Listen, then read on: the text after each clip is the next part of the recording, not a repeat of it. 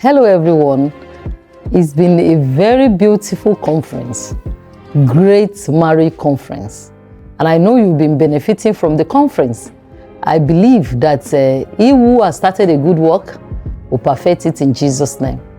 I pray for everyone listening to me, whether you are single or married, that this episode will benefit you, will empower you, equip you, so that your marital journey can be a successful one, a great one. So today we're going to look at marriage fitness rule.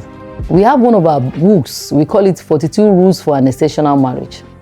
And one of the rules to make a marriage great and exceptional in that book is marriage fitness rule. What does it mean? It means that marriage is an organism. Just like any other organism, it can become sick, it can be healed. If attention is not given to it, it may not grow. That relationship between you and your spouse may not grow. So I will be opening your eyes to things you need to do to make your marriage fit, so that you can be bold enough and also have the testimony of a great marriage. I will be back. Is your marriage hurting? Is your marriage making you sad, depressed and frustrated? Do you feel like packing it up?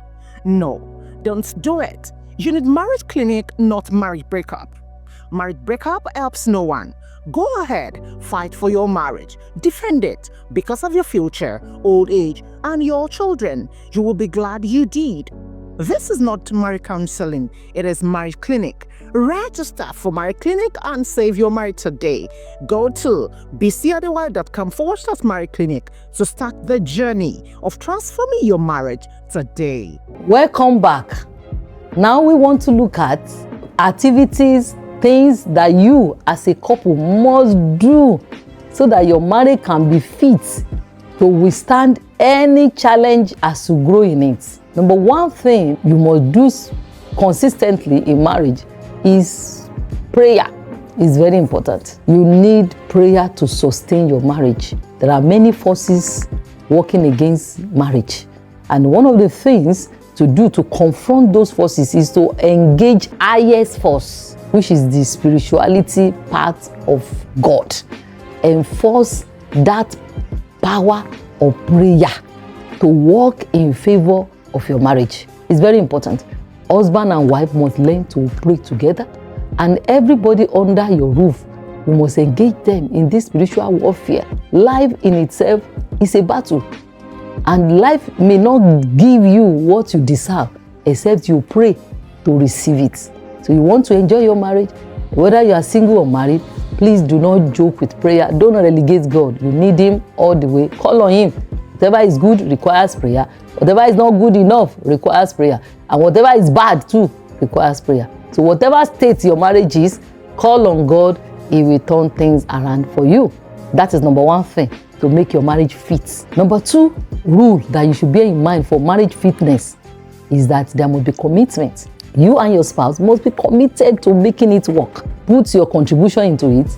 Your spouse also must contribute. The two of you need to contribute positive things into marriage. Let's imagine you want to carry something. One person is taking it up. Another one person is bringing it down. One is pushing it up. The other is putting it down. You know that there's no way you can carry it. So you both must be committed to lifting your relationship. Be committed. Bring forth your best in that marriage. Don't bring out the worst part of you in marriage. The best of you, bring it forth into that relationship to make it work. As your spouse is making effort, you to be making commensurable efforts, so that one is not getting tired while the other is not even doing anything at all. So lift the marriage up. Be committed to talking as a couple. Be committed to do well. Be committed to back each other up. Be committed to be there for each other. Be committed to be kind to each other. Be committed to raising your children together. Be committed to work as a team, because you must stand as a team, a strong team that no power can pull down. You know, let me surprise you. You and your spouse, you are a team in the same boat, and you must keep paddling that boat, because the boat must not capsize. That boat represents your marriage. You must paddle it positively. must have positive mind, you must talk right, you must think right, you must look for the good of your spouse. Everything possible, you must be committed into that marriage. You remember, you read marriage vows. Yeah, you read marriage vows when you wanted to get married. Those promises you made, you must be committed to make good of those promises. Don't just be a promise keeper. Make good of those promises. Do what is right every time. Remind yourself that I am in this marriage to make the life of my partner better, and the Lord will help you. Another important thing you must bear in mind is that there must be intentionality. You can't work out marriage without being intentional. You must be intentional about every stage of that journey. You can imagine how intentional you were before you got into marriage. You were following up intentionally. You were cruising down intentionally. You were giving close marking that this one must not go anywhere. You were buying gifts intentionally. You were looking for the good of each other intentionally. You were apologizing intentionally. The way you were behaving before you went into marriage, good ways. Why don't you, magnify those good ways and bring them back into marriage intentionally? So that principle of intentionality is a must for any marriage that will be fit at every stage of that marriage. There will be things that want to shake you. But once you are intentional that, hey, this marriage, I am in it for good, I will make it work, you will see that that intentionality in you will be helping you to withstand every challenge. Even when you want to give up, it will remind you that, remember your vow, remember the promises, and the Lord will bless you. I will be back. Is your marriage hurting? Is your marriage making you sad, depressed, and frustrated? Do you feel like packing it up? No, don't do it. You need marriage clinic, not marriage breakup. Marriage breakup helps no one. Go ahead, fight for your marriage, defend it because of your future, old age, and your children. You will be glad you did. This is not marriage counseling, it is marriage clinic. Register for marriage clinic and save your marriage today. Go to bisiadewale.com/marriage clinic to start the journey of transforming your marriage today. All right, so number 3, I will share 5 points with you, and I want you to go and get that book, 42 Rules for an Exceptional Marriage. I want you to go and get the book. You need the book. You need the book. Number 3 way to make your marriage fit is for you to have right thinking. Your state of mind is very, very important. As you think in your heart, so you will be. If you think you are married, you are married to a wrong man, you are married to a wrong woman, the way and manner you will be behaving will be wrong, because that thinking style will be propelling your action, your reaction. You will be behaving wrongly because your thinking is wrong, your thought is wrong. So once your thought is wrong, your action will be wrong, your reaction will be wrong, your attitude will be wrong, everything about you will become wrong in marriage. So what is the state of your mind? You are already in marriage. Accept the person you are married to. Let there be acceptance in your heart. Begin to think rightly about your spouse. Begin to think rightly about your marriage. Leave your ex alone. If your mind is still with your ex, you will not be able to think rightly in your marriage. If your mind is distracted, it's like someone who is driving. You're driving like this, and you are looking here, you are looking there, you are looking back, you are looking down. You are not concentrating. The danger in it is that you will be a danger to other road users. That is the danger. Another thing is that it will slow you down. You won't arrive on time. Number 3, the most dangerous one is that you can have accidents in the process of looking here and there. So the same thing applies in marriage. You are not concentrating, the marriage can crash.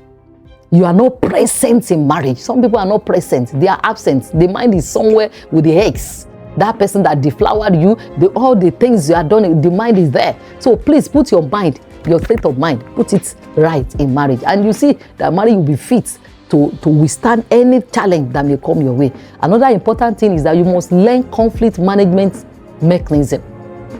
Conflict management mechanism. Some of you do not agree with your spouse. How do we fight? Should we raise our voice? Are we permitted to report each other? If you have discussed this, up front, and you already know certain things you cannot do as family policy, It must be part of your family policy. Conflict management style. What kind of mechanism you want to use to be resolving conflict in your marriage? Should we be shouting? Are we going to be keeping malice? If you agree, this is what we want to do. You will know that when there is conflict, because conflict will happen, and the way and manner you manage it will determine the next phase. Because if you manage it badly, it will take you 10 kilometers backward in that relationship. You will now want to catch up again. So it's like you are drawing yourself back. The way and manner you handle conflict will determine whether your marriage will be moving forward or your marriage will be moving backward. If you turn conflict to crisis, that everything just scatter, you are taking your relationship backward. By the time you resolve it, you want to start again, you want to start building. So you have lost some kilometers. But if you resolve it, manage it in a better way, more mature way, prayerfully, being patient, not selfish, you are very clear. If you manage it well, you will have a state of confluence where everybody is happy even after the resolution. And from there, your marriage becomes stronger. That is the beauty of managing conflict well. If you manage it anyhow, you report, you shout, you leave the house. Just small issue. You pack your load, you leave the house, small issue. You block your spouse. Some people can be very dramatic. Please, anytime there's an issue to resolve, call yourself into a self-conference. Self-conference, how do we manage this? Ask God to help you. Be patient enough. Remember that this person is not my opponent. My husband, my wife is not my opponent. How do we try to look for a way to say, okay, maturely, how do we handle this matter? And make sure it is well managed and resolved. It will help you a lot. And God will bless you. The last point I will mention is bedroom management. You want to have a great marriage, you must not be a dropout in the bedroom. Your bedroom must be your boardroom, where you pay attention, you secure it, you protect it, you do what is needful in the bedroom. We have bedroom bundle as one of our e-courses that you can get on bisiadewale.com. Go there, you get bedroom bundle on bisiadewale.com. You will see the link on the video. Go and get it. If you are suffering in the bedroom, it is going to affect the journey. It's one of the areas of marriage that is having challenges. So many people are struggling, and it is something that should solidify and strengthen your marriage. It shouldn't be a place of struggle. So go and learn the godly way to make your bedroom life effective in marriage. Don't learn ungodly way because you can't sustain it. But you know, the one who instituted marriage created bedroom to strengthen the relationship. Is a gift from God, and we must receive the gift with thanksgiving. Must not abuse the gift, must not misuse the gift. You must receive it with thanksgiving. But if you are not knowledgeable, you will be suffering. So you need the right knowledge that will strengthen your bedroom life.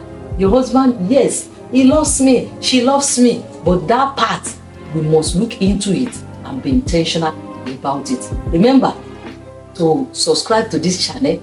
It's very important, and put on the notification button, the bell there, put it on, so that as we are posting this great marriage conference every day, you'll be able to get notified. You'll be able to also share with your friends, your loved ones, and your family members. God bless you. See you another time. Make sure you work at your marriage to make it fit as you journey.